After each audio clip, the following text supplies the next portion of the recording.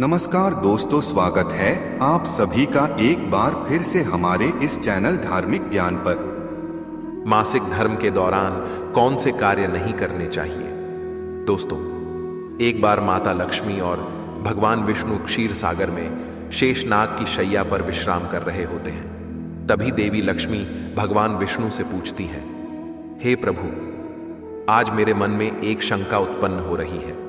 केवल आप ही मेरी इस शंका का समाधान कर सकते हैं। भगवान विष्णु कहते हैं, हे प्रिय, तुम्हारे मन में जो भी शंका हो निसंकोच होकर पूछो, मैं तुम्हारी सभी शंकाओं का समाधान अवश्य करूंगा। देवी लक्ष्मी कहती है, हे प्रभु, किस श्राप के कारण स्त्रियों को मासिक धर्म की पीड़ा सहन करनी पड़ती है? मेरा दूसरा प्रश्न यह है प्रभु, एक रजस वाला स्त्री को कौन से कार्य नहीं करने चाहिए जिससे उन्हें पाप लगता है? भगवान विष्णु कहते हैं, हे देवी, आज तुमने मानव जाति के कल्याण के लिए बहुत ही उत्तम प्रश्न किया है। तुम्हारे इन सभी प्रश्नों का उत्तर देव शर्मा की इस प्राचीन कथा से प्राप्त हो जाएगा। इस महान कथा का श्रवण करने मात्र से ही समस्त पापों का नाश होता है। जो भी पति पत्नी इस कथा को ध्यान पूर्वक सुनते हैं उन्हें सौभाग्य की प्राप्ति होती है। इसीलिए हे देवी, आप भी इस कथा को ध्यान पूर्वक सुनिए। देवी लक्ष्मी कहती हैं, हे प्रभु, ये देव शर्मा कौन थे? उनका आचार विचार कैसा था? मैं इस कथा को अवश्य सुनना चाहती हूँ। कृपया आप इस कथा को मुझसे कहिए, मैं इसे ध्यान पूर्वक पूरा अवश्य सुनूंगी। भगवान विष्णु कहते हैं, हे देवी, पूर्व काल की बात है। मध्य देश में एक अत्यंत शोभायमान नगरी थी। उस नगरी में देव शर्मा नाम के ब्राह्मण रहा करते थे। देव शर्मा को समस्त शास्त्रों और वेदों का ज्ञान था। वह परम बुद्धिमान, गुणवान तथा धर्म कार्य में तत्पर रहता था। सभी वर्णों के लोग उन्हें बड़ा सम्मान देते थे। वे प्रतिदिन यज्ञ, दान, धर्म तथा संध्या उपासना किया करते थे। वे पशु, पुत्र, बंधु बांधव तथा धन संपत्ति से संपन्न थे। देव शर्मा की पत्नी का नाम भगना था। वह भी अत्यंत चरित्रवान, गुणवान तथा पतिव्रता धर्म का पालन करने वाली स्त्री थी। फिर एक दिन देव शर्मा ने अपने घर पर सत्यनारायण की पूजा रखी और सभी ब्राह्मणों को स्वयं जाकर निमंत्रण दिया। नगर में निवास करने वाले समस्त मनुष्यों को उसने पूजा के लिए तथा भोजन के लिए बुलाया। फिर पूजा के दिन समस्त ब्राह्मण उसके घर पर पधारे। देव शर्मा ने सभी ब्राह्मणों का विधिपूर्वक पूजन किया और उनका आदर सत्कार किया। फिर उसने सभी ब्राह्मणों को घर के अंदर बुलाया और सुंदर आसन देकर उन्हें बिठाकर मिष्टान्न भोजन कराया। ब्राह्मणों को भोजन कराने के बाद उसने भगवान का स्मरण करते हुए सभी को वस्त्र आदि का दान करके विदा किया। वे सभी ब्राह्मण देव शर्मा को आशीर्वाद देकर वहां से चले गए। उसके बाद उसने अपने परिवार, बंधु बांधव तथा अनेक दीन और भूखे लोगों को भोजन कराया। इस प्रकार से सभी को भोजन कराकर और पूजा संपन्न करके जब वह ब्राह्मण अपने घर के द्वार के सामने खड़ा रहा, तब उसने देखा कि उसके घर के सामने एक कुतिया और बैल बात कर रहे थे। उस ब्राह्मण ने उस कुतिया और बैल की पूरी बात सुनी तो उसे बड़ा आश्चर्य हुआ। वह कुतिया और बैल उसके माता पिता ही थे, जो पिछले जन्म के पाप के कारण इस जन्म में कुतिया और बैल बन गए थे। तब वह ब्राह्मण मन ही मन सोचने लगा, ये दोनों तो साक्षात मेरे माता पिता ही हैं, जो मेरे घर पर पशु बनकर आए हैं। किस कारण से इन दोनों को प्राणियों का शरीर प्राप्त हुआ? अब इनके उद्धार के लिए मैं क्या करूं? इस प्रकार विचार करते हुए उस ब्राह्मण को रात भर नींद नहीं आई और वह रात भर भगवान का स्मरण करते हुए सोच विचार करने लगा। उसने सोचा, मेरे माता पिता की मुक्ति का उपाय केवल मुनि वशिष्ठ जी ही बता सकते हैं। इसीलिए सुबह होते ही देव शर्मा स्नान आदि कार्य संपन्न करके मुनि वशिष्ठ जी के आश्रम पर पहुंच गया। आश्रम पर आते ही मुनि वशिष्ठ जी ने देव शर्मा का स्वागत किया। वशिष्ठ जी कहने लगे, हे ब्राह्मण श्रेष्ठ, आज किस कारण से आपका हमारे आश्रम में आगमन हुआ है? आप दुखी दिखाई पड़ते हो। आपके दुख का क्या कारण है, बताओ। देव शर्मा कहता है, हे मुनिवर, आपको प्रणाम है। आपके दर्शन से आज मेरा जन्म सफल हुआ है। हे मुनीश्वर, आज मैं आपके पास एक शंका लेकर आया हूं। कृपया आप ही मुझे इस दुख से बाहर निकाल सकते हैं। मैं अत्यंत दुखी और दुर्बल हो गया हूं। वशिष्ठ जी कहते हैं, हे ब्राह्मण, दुख ना करो। तुम्हारी जो भी शंका हो निसंकोच होकर पूछो। मैं अवश्य तुम्हारी शंका का समाधान करूंगा। फिर देवशर्मा कहता है, हे मुनिवर, कल मैंने अपने घर पर भगवान विष्णु का पूजन किया तथा अनेक ब्राह्मणों को और भूखे लोगों को भोजन कराया, विधि पूर्वक भगवान का पूजन किया। फिर मेरे द्वार पर एक कुतिया और एक बैल आ गया। दोनों मेरे घर के सामने खड़े होकर बात कर रहे थे। सबसे पहले कुतिया उस बैल से इस प्रकार से कहने लगी, हे स्वामी, आज जो घटना घटी उसे सुनिए। हमारे पुत्र के घर में ब्राह्मणों के भोजन के लिए जो दूध रखा था, एक सांप ने उस दूध के बर्तन में अपना विष उगल दिया था, जिसे देखकर मुझे बड़ी चिंता होने लगी। उसी दूध से भोजन बनने वाला था। अगर सभी लोग उस दूध को खा लेते तो उनकी मृत्यु हो जाती। इसीलिए मैंने उस बर्तन में से सारा दूध पी लिया। जब बहू की दृष्टि मुझ पर पड़ी तो उसने मुझे खूब पीटा, जिसे मेरा अंग भंग हो गया। मुझे बहुत पीड़ा हो रही है, इसी कारण से मैं लड़खड़ाते हुए चल रही हूँ। मुझे ये पीड़ा सहन नहीं हो रही है। कुतिया की बात सुनकर वह बैल बहुत दुखी हुआ और वह खुद का वृतांत सुनाने लगा। हे प्रिय, अब मैं तुम्हें मेरे दुख का कारण सुनाता हूँ। मैं पूर्व जन्म में इस ब्राह्मण का पिता था। आज इस ब्राह्मण ने सभी लोगों को भोजन कराया, किंतु इसने मेरे सामने घास तक नहीं डाली और ना ही मुझे जल पिलाया। इसी कारण से मैं बहुत दुखी हो गया हूँ। फिर देवशर्मा कहने लगा, इस प्रकार से अपने माता पिता को कुतिया और बैल के रूप में ऐसा बोलते हुए देखकर मुझे बड़ा दुख हो रहा है। मुझे रात भर नींद नहीं आ रही है। हर क्षण मुझे चिंता सता रही है। मैंने कभी कोई पाप नहीं किया है, हमेशा धर्म के कार्य किए हैं, फिर भी मेरे माता पिता को ऐसे कष्ट झेलने पड़ रहे हैं। इसी कारण से आज मैं आपके पास आया हूँ।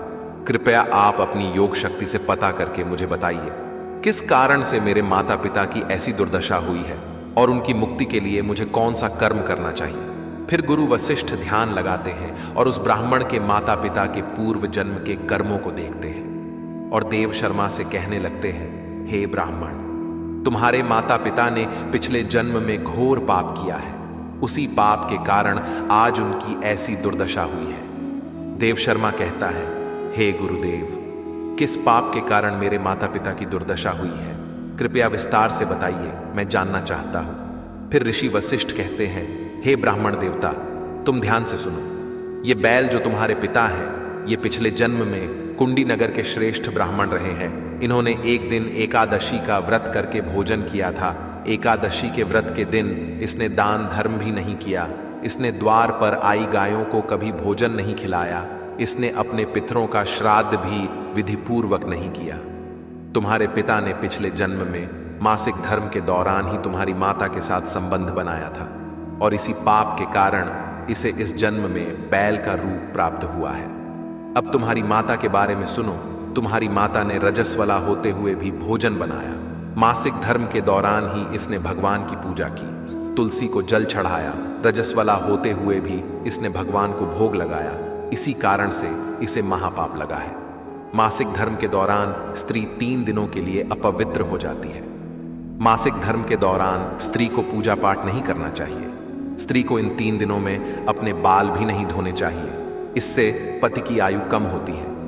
मासिक धर्म के दौरान पेड़ पौधों को स्पर्श न करें। रजस्वला स्त्री के साथ संबंध भी नहीं बनाना चाहिए। जो पुरुष रजस्वला के साथ संबंध बनाता है उसे ब्रह्म हत्या का पाप लगता है। जो रजस्वला के वस्त्रों को स्पर्श करता है उसे भी पाप लगता है। रजस्वला स्त्री के शरीर में 3 दिनों तक ब्रह्म हत्या का पाप निवास करता है और चौथे दिन ही वह स्नान करके पवित्र हो जाती है।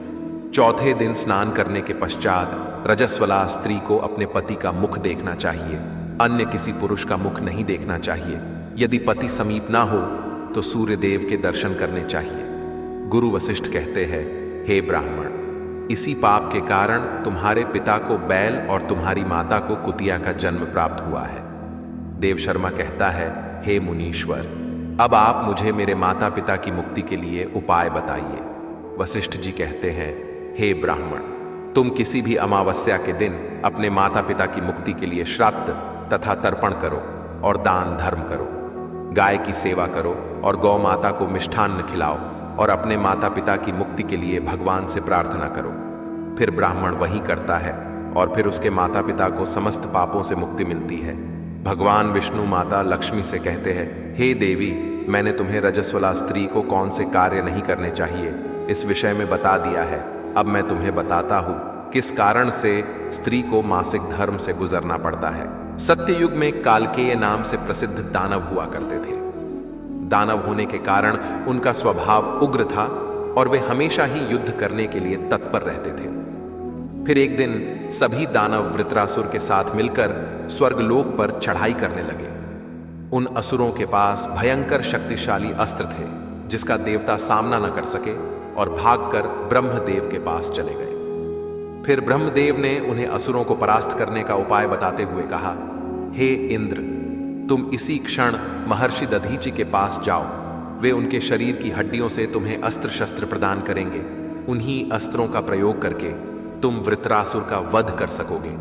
फिर सभी देवता महर्षि दधीचि के आश्रम पर जाते हैं और उन्हें प्रार्थना करके अस्त्र प्रदान करने की विनती करते हैं। फिर संसार के कल्याण के लिए महर्षि दधीचि अपने शरीर की हड्डियों से अस्त्र शस्त्र निर्माण करते हैं। उन्हीं अस्त्रों में से एक वज्र नाम का अस्त्र होता है जिसे देवराज इंद्र धारण कर लेते हैं।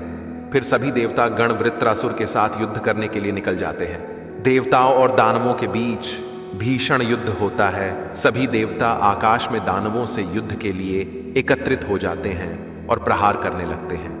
अग्निदेव अग्नि के प्रहार से दैत्यों को दग्ध करने लगते हैं। अग्नि के प्रभाव से दैत्यों का अंग अंग जलने लगता है। फिर वरुण देव जल की वर्षा से दैत्यों को डुबो देते हैं जिससे दैत्य त्राही त्राही करने लगते हैं। अनेक दिनों तक इस प्रकार से दैत्यों और देवताओं के बीच में भीषण युद्ध चलने लगता है। फिर देवराज इंद्र और वृत्रासुर आमने सामने आ जाते हैं। दोनों के बीच भीषण युद्ध होता है और फिर देवराज इंद्र अपने वज्र का प्रहार करके वृत्रासुर को मार डालते हैं। उस दानव वृत्रासुर की मृत्यु होते ही उसके शरीर से ब्रह्म हत्या बाहर निकलती है और इंद्र का पीछा करने लगती है। फिर वह ब्रह्म हत्या इंद्र के शरीर में प्रवेश कर लेती है जिससे इंद्र को ब्रह्म हत्या का पाप लगता है। देवराज इंद्र ब्रह्मदेव के पास जाते हैं और उनसे ब्रह्म हत्या से छुटकारा दिलाने के लिए कहते हैं। फिर ब्रह्मदेव उस ब्रह्म हत्या को इंद्र के शरीर से निकलने की आज्ञा देते हैं और वह ब्रह्म हत्या इंद्र के शरीर से बाहर निकलकर ब्रह्मदेव से कहने लगती है, हे परम पिता, अभी तक मैं वृत्रासुर के शरीर में निवास कर रही थी क्योंकि उसने अनेक ब्रह्म हत्याएं की थी। जब इंद्र ने उसकी हत्या की तो मैं इंद्र के शरीर में वास करने लगी। अब आप ही मुझे कोई उचित स्थान दीजिए जहां पर मैं रह सकूं। फिर ब्रह्मदेव कहते हैं, हे ब्रह्म हत्या, मैं तुम्हें उचित स्थान देता हूं। फिर ब्रह्मदेव ने ब्रह्म हत्या के 4 भाग किए और कहा, हे ब्रह्म हत्या, तुम्हारा 1/4 भाग अग्नि के भीतर रहेगा। जो भी मनुष्य अग्नि को आहुति नहीं देगा तुम उसके शरीर में प्रवेश कर लेना। तुम्हारा दूसरा 1/4 भाग जल के भीतर रहेगा। जो भी जल में थूकेगा अथवा मल मूत्र का त्याग करेगा तुम उसके शरीर में प्रवेश करोगी। फिर तीसरा 1/4 भाग पेड़ पौधों और वृक्षों के भीतर रहेगा। जो भी मनुष्य अकारण ही वृक्षों को काटेगा उसे भी ब्रह्म हत्या का पाप लगेगा। फिर ब्रह्मदेव ने अप्सराओं को बुलाया और कहा, हे अप्सराओं, इस ब्रह्म हत्या का 1/4 भाग तुम ग्रहण करो। अप्सराएं कहने लगी, हे प्रभु, आपकी आज्ञा से हम इसे ग्रहण करने के लिए तैयार है, किंतु हमें भी इससे मुक्ति का कोई उपाय बताइए। फिर ब्रह्मदेव कहने लगे, हे अप्सराओं, जो भी पुरुष रजस वाला स्त्री के साथ संबंध करेगा उसके अंदर यह ब्रह्म हत्या प्रवेश कर जाएगी। इस प्रकार से ब्रह्म हत्या के 4 भाग हुए, एक अग्नि में, दूसरा जल में, तीसरा वृक्षों में और चौथा स्त्रियों के अंदर प्रवेश कर गया। उसी ब्रह्म हत्या के भाग्य के कारण स्त्रियों को मासिक धर्म आता है। जो भी पुरुष मासिक धर्म के दौरान स्त्रियों को स्पर्श करता है अथवा उनके साथ संबंध बनाता है उसे ब्रह्म हत्या का पाप लगता है।